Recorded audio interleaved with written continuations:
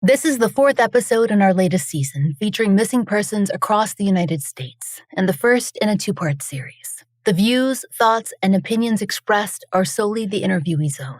All individuals are presumed innocent until proven guilty in a court of law. This episode discusses child endangerment. Listener discretion is advised.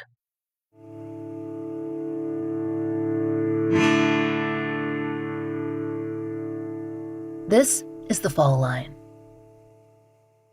When we first met our friend Rhonda Grant Connelly back in 2023, she had not yet formed her advocacy group, Blackfeet MMIP. We connected with her through another colleague and activist, Carolyn DeFord, whose mother, Leona LeClaire Kinsey, we've covered on the show several times before. When we initially spoke with Rhonda, she was grappling with what she viewed as an epidemic on the Blackfeet Nation reservation. So many unsolved disappearances and deaths, cases gone cold, and families who felt that they had nowhere to turn.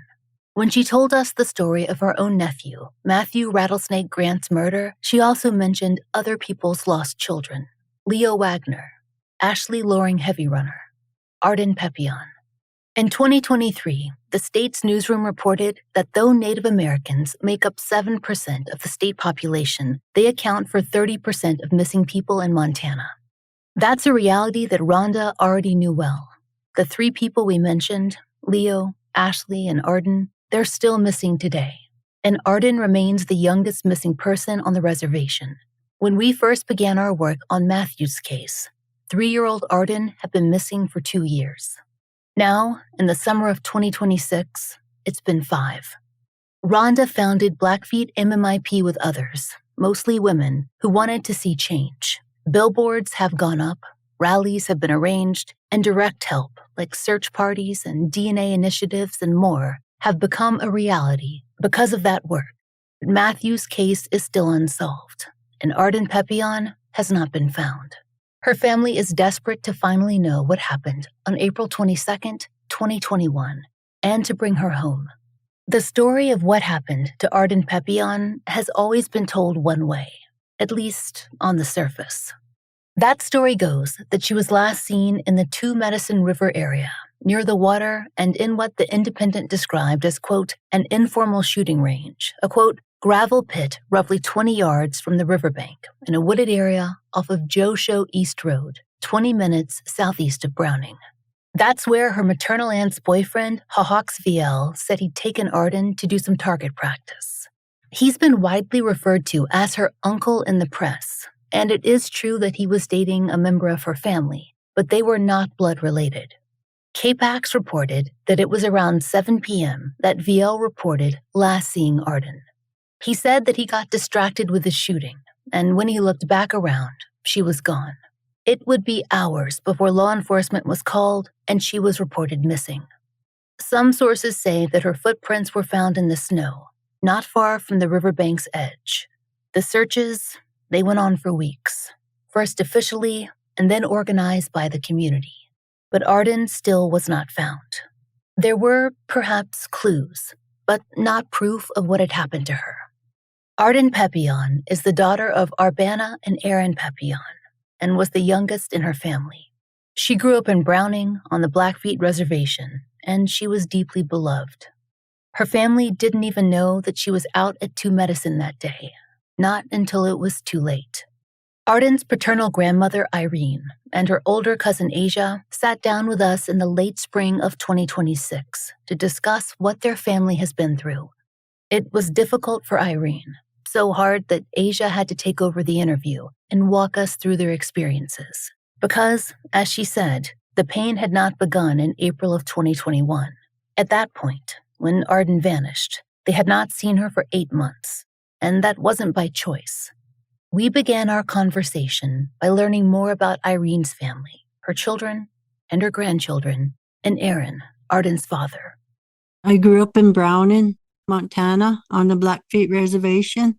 John Little Dog and Margaret DeRouche Little Dog. Those are my parents. And I had 7 sisters and 2 brothers, and I'm the youngest in my family. I have 6 kids, and they all grew up here in Browning, raised them here in Browning. One lives in Cut Bank and one lives in Utah with her family. And she's my youngest that live in Utah, Charmaine. I had Mario, Clarissa, Aaron, Clinton, Rachel. Rachel died when she was an infant. Just when I had her, she passed away. And then we adopted two girls. That's Loretta and Charmaine. So I have 7 altogether. Erin eventually met Arbana. She had one daughter from a previous relationship, and together they had 3 more children. Arden came along in September of 2017, and she joined a large family that enjoyed gatherings at Irene's home. I have 23 grandkids, and then I have about 5 great grandkids, and then I have 1 great great granddaughter. As a family, we would get together. They would always be there. Those kids, they would always be at our family gatherings and come to our home, and stay. One of Arden's very favorite people was her older cousin, Asia. She was not just family. She was also part of the caregiving village for Arden. With her parents at work and 3 of her older sisters in school, childcare needed to be sorted, and that's where Asia stepped in. My granddaughter, Asia, she would always take care of Arden. She was in high school then, and she would bring her to school with her. She was in a Buffalo High Academy, and Asia watched her all the time while Aaron was at work. So my uncle had asked me if I would get on this program. It's for local babysitters, basically, but you get approved to be like a childcare person. I started to pick them up in the mornings. Usually the older girls would just go to school, and I would just take Arden on the days that I would attend school. And she would come with me, and she really enjoyed herself, and the people at the academy, they really enjoyed her company too. They all still remember her, and they have pictures up of her to this day, of me and her, and also of her missing poster. And she was just really like a really bright and just playful little girl. She was just a little baby that you could just look at, and she would just make you smile just the way she was. She always would be running around. Whenever her dad would drop her off, because sometimes he would bring her out before he went to work, he usually would have to sneak out because she would know when he was leaving, and she would just stay clung to him. She wouldn't want him to leave. And so we would have to distract her, and then he would get out the door, and finally she would look around for him, and she would start crying. But she would calm down after a while when we would tell her that her dad's going to be right back. She was really close to her dad and her sisters. I remember when I would be changing her or getting her ready, and her sister, the middle sister, was Maddie. She would always say, "Let me do it. She's my baby. Let me do it." And she would just try and take her out of my hands and grab her stuff. Sometimes I would just let her do it because she was just so determined to get it done. At my grandma's, we have a fenced yard, and it goes all the way around the house. I would bring them out there, and she just loved to be outside. She would be running around. At the time, there was like a little, those little playgrounds you could set up yourself. There was one of those, so she was always playing on the swings. There was a trampoline. She would get up there with her sisters. She always would just run around outside, and then when we would be inside, it was her sitting there with her sisters playing around. It wasn't really like certain things. It was just the toys they brought with them. They would just play around, and she would just be right there with them. Even though she was smaller than them, she was always by them, and they were always all playing together or watching movies. She was always right there with them. She would just follow them all over. There's videos I have of her, and she's dancing. Any music that comes on, she would just start dancing. Arbana, Arden's mother, remembered similar things to KRTV. She told the station, quote, "She loved music.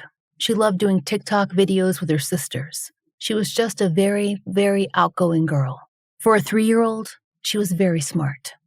According to the Missoulian, Arden, nicknamed Artie by family and friends, was a child who Irene noted, quote, "really has her own little personality." Arden was especially, quote, "obsessed with anything related to the Disney movie Frozen and loved its music." But again, what she loved most was being around her relatives.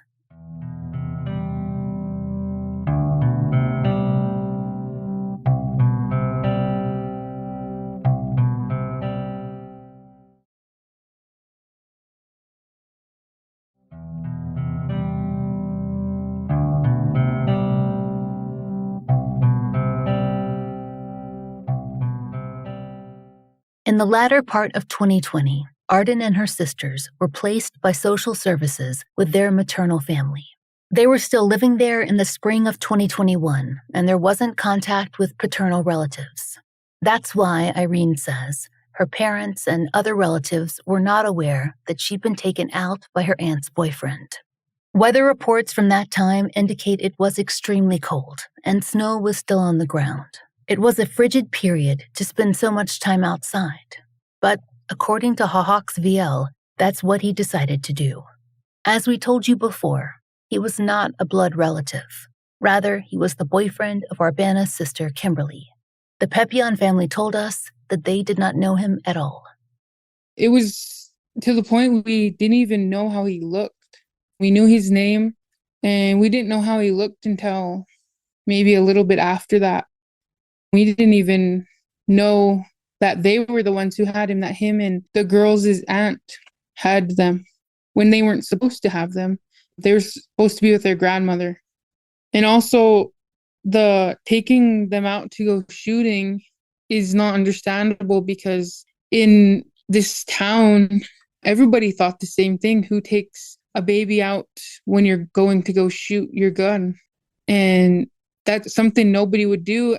I mean, some people probably would, but they would have their significant other in the car with them. They wouldn't have the kids out where, an accident could happen. Anything can happen when you're shooting a gun. There is only one person who knows for sure exactly what happened on April 22nd, 2021. We'll tell you the story as it has been laid out by Hahawks VL to officials and to the media, and then circle back to what Arden's family knew and did not know that spring. According to an interview that VL gave the Missoulian, he confirmed he was the one with Arden on the night that she went missing. Her sisters were not along for the trip, just the two of them. VL told the paper the two had gone to the 2 Medicine area near Joe Show East to hang out so that he could practice shooting. He noted this wasn't an unusual outing, explaining that, quote, "She had been with me before when I was shooting." They were out at the river for some time. Precisely how long, we aren't sure. But eventually, VL said that he got distracted. VL claimed he only realized Arden was gone while he was in the middle of reloading his gun. After looking around the area, he said he spotted her footprints leading toward the river, starting about 40 or 50 yards from the water. While his girlfriend Kimberly Higgins, Arden's aunt, was not initially at the river with them, reporting has indicated that she joined him there to help look. Higgins then called law enforcement to report the disappearance. But that phone call did not happen right away. According to KRTV, Arden wasn't reported missing until 5 hours after she vanished, a delay that led to growing calls for transparency and intense frustration within the community. And, as the Great Falls Tribune reported, that gap in time left many wondering why an Amber Alert wasn't issued. Per the Missoulian, Blackfeet Law Enforcement Services explained that Arden's disappearance had not met the criteria for an Amber Alert because there was no report of an abduction. When law enforcement arrived on scene, it's reported that they discovered those footprints in the snow, and that led them to believe Arden had wandered off, that she'd possibly fallen into the river. It was exactly the kind of thing that Asia told us she'd be afraid of keeping an eye on such a small child in a dangerous area. She said that she would have objected if she'd known, she would have had something to say about a toddler being taken out to a shooting range in the cold, in the dark. But no one told her. No one told any of them, Asia says, until the next morning. I lived with my dad during this time, and that morning I'd woken up because my door was open and so was his, and our rooms were close. So I heard his phone ringing, and his phone is pretty loud, and him and his girlfriend at the time were sleeping, and I didn't hear anybody move around. So I was just about to turn over and go back to sleep when my phone started to ring, and I'd say this was about 6 o'clock to 6:30. It was my grandma.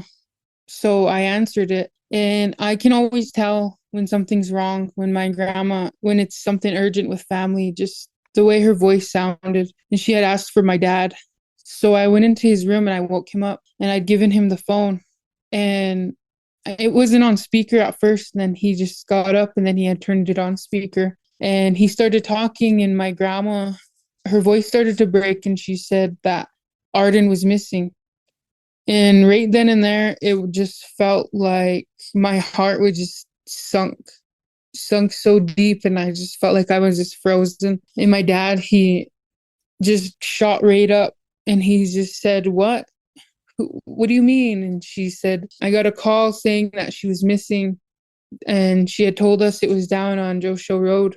And so she said that she was still in Great Falls picking up my uncle, Arden's dad.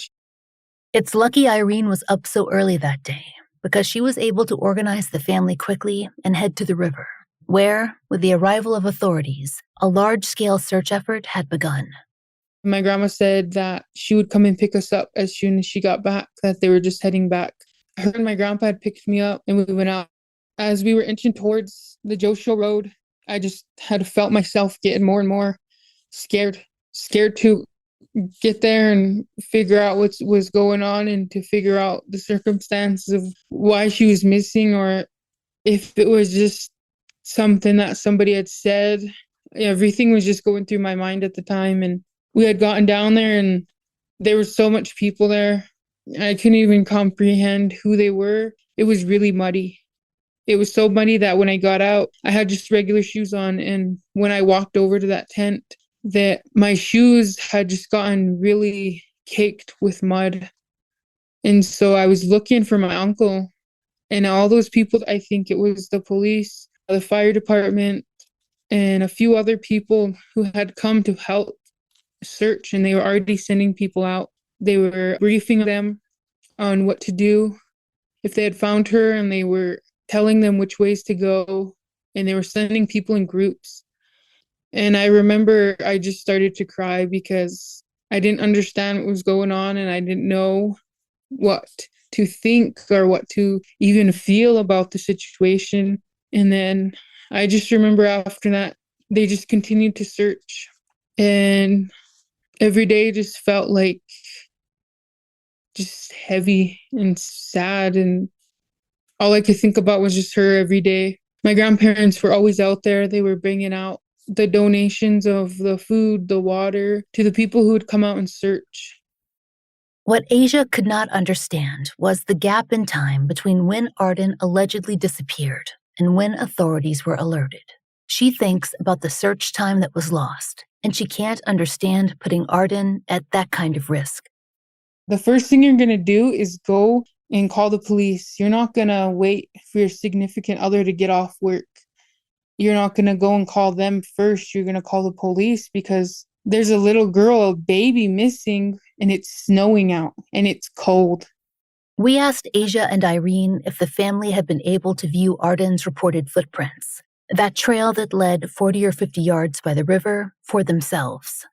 Yeah, so we were told about the footprints too, but one thing we had thought too is, as it was snowing, but he had said initially she went missing at 7, her footprints would have been covered by then. And for him to say that he had just turned around and she was gone didn't make very much sense, because she wasn't that type of, baby, little girl to just wander off. She was one who would stick right next to you. If she wasn't right next to you, she would be around. the vehicle. She would not have went walking down. It must have been dark at the time. It being winter, it was dark. She wouldn't have done that. She wouldn't have just walked off. And another thing, she wouldn't have went by the water. She's not very fond of being around water. There was something else, too. Asia claims that Viel did not remain at the river during the entire time frame his independent search was supposed to be taking place. Rather, she says, there's proof he drove into town. It may have been to call his girlfriend to aid in the search. Asia simply does not know. We have not been able to corroborate that information with an outside source, but Asia says that she clearly recalls hearing of the event. I don't know if they have this footage still or who had it, but they had caught him on video coming to the local gas station, and he was by himself when he had come to town. And that was like right after he had said she was missing. And then during that time is when they had said he had made that call to Kim.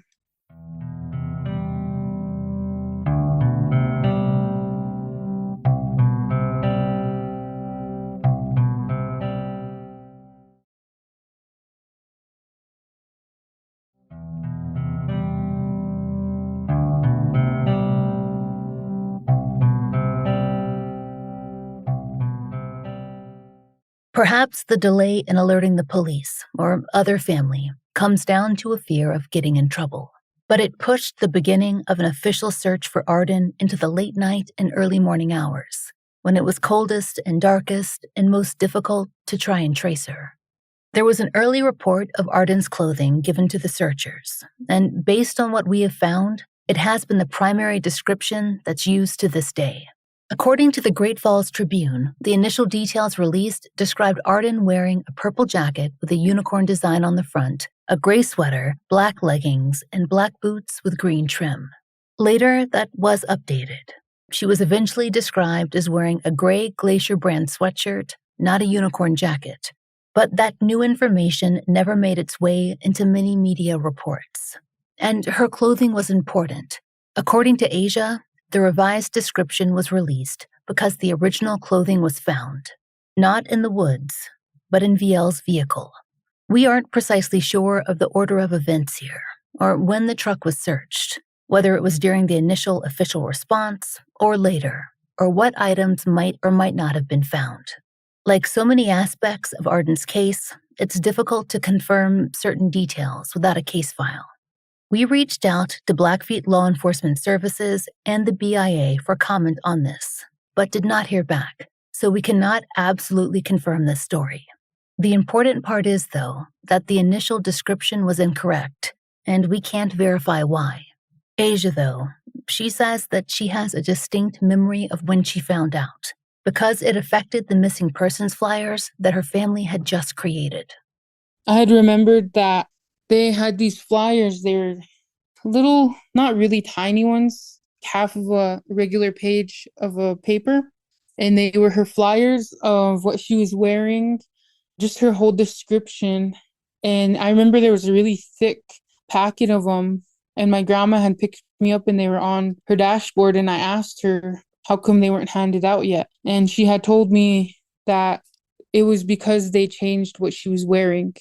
And I told her, it kind of surprised me when she said that. And then it kind of got me angry. And I asked, what do you mean they changed what she was wearing? And so what had happened was the first description of what they said she was wearing, they changed it to her wearing, I believe, just a sweater, mismatched shoes, and leggings.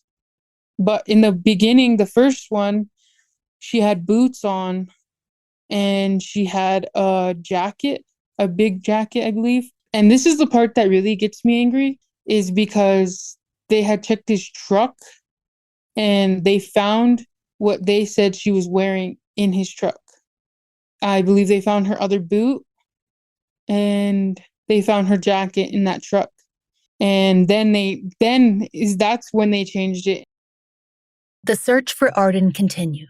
Her father, Aaron, and other family members were searching and handing out flyers every single day, but it was not easy to cover the terrain.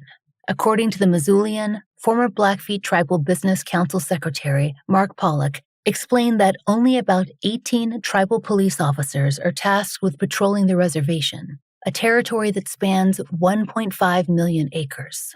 And Pollock also noted that there are times when just 2 officers are responsible for the entire reservation and its 10,000 residents. So Blackfeet Law Enforcement Services called in assistance from outside law enforcement, and the community was essential in the search as well. As the Billings Gazette wrote, quote, more than 150 members of the Blackfeet community showed up to search for her. They brought dogs and flashlights. One of those people was Diana Bird, a local who would eventually head up intensive community efforts to find Arden. She was frustrated by the lack of organization in the early days of the mission. Bird told the Billings Gazette, quote, nobody was collaborating. Everybody wanted to be the boss. It was horrible. Volunteers were left wondering, what exactly should we look for? How should we organize the group? Who's in charge? James McNeely, a public information officer, told KPAX that the operation used every tool available. Quote, we've had some helicopters, drones and things of that nature, divers. The focus is the river right now. The Bureau of Indian Affairs and irrigation officials actually, quote, redirected river water from the Two Medicine into an irrigation ditch to lower water levels and assist searchers. And the search brought its own dangers, too. According to KRTV, searchers were navigating an area where they, quote, encountered a bear, a mountain lion, and coyotes, and where open gates left, quote, cattle, horses, and bison on the road. The Independent Record reported that the ground was, quote, inundated with animal bones, which complicated the search for human remains. However, the volunteers were driven by a discovery that was made fairly early on in the search. On April 25th, 2 days after she went missing, something was found. Arden's footprints had been their only major clue and led to the fear that she might have fallen into the river itself. And then the team recovered one of her boots in the river. Asia says that the boot that matched it was allegedly recovered in that truck, and that she'd been possibly wearing what Asia described as, quote, mismatched shoes. Again, we can't verify that, but we do know that when her boot was recovered, it was a somber moment. There were already fears that a 3-year-old could not have survived in the frigid conditions, but her shoe in the water seemed to signal that she drowned. Asia says that her family's feelings were complex. Incredible grief, but also the hope that Arden would finally be found. I was relieved at that point because I was thinking, well, maybe now we'll find her, that maybe now this we'll be able to have closure and we'll be able to put her to rest. But that wasn't the case. A day passed, and then another, and then another. There was still no sign of Arden, and that felt strange to her grandmother, Irene. As she told the Missoulian, quote, I think if they found the boot, it seems like they should have found her body by now. Where is she? Did she really go in the river? Arden Marie Pepion was 3 years old when she went missing on April 22nd, 2021. She's a Native American female. At the time of her disappearance, she was approximately 3 feet tall and weighed around 30 pounds, with dark brown hair and brown eyes. Her ears are pierced. When last seen, she was wearing a gray pullover sweatshirt with glacier printed across the front and black leggings. Anyone with information about Arden's whereabouts can contact the Bureau of Indian Affairs at 1-833-560-2065. Text BIA-MMU at 847-411 or email OJS_MMU@BIA.gov. There had been a $10,000 reward in Arden's case, but her family tells us that, to their knowledge, it's no longer available. Next time on The Fall Line, the search for Arden continues, and her family's frustration reaches a breaking point.